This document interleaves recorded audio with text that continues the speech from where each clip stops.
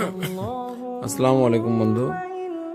দেখছেন বিশ্ব ইজতেমা ময়দান। সেই বিশ্ব ইজতেমার মাঠটা আমি আপনাদেরকে ভালো করে একবার কিছু কিছু নমুনা রয়ে গেছে সেগুলোকে গচ্ছিত করে আপনাদের সামনে তুলে ধরার চেষ্টা করছি।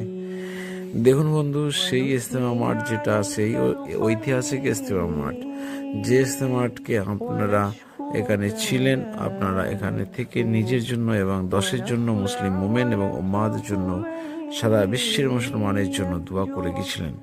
আপনাদের সেই দোয়া অনেক অনেক কাজে লেগেছে ইনশাআল্লাহ। এই মাঠে পাঁচতলা মসজিদের কাজ শুরু হয়ে গেছে আপনাদের দোয়ায়। তবে এখন টেম্পোরারি একটা মসজিদ ঘর তৈরি হয়েছে এবং যেখানে ৫ ওয়াক্ত নামাজ হচ্ছে মসজিদ ঘরটার মধ্যে।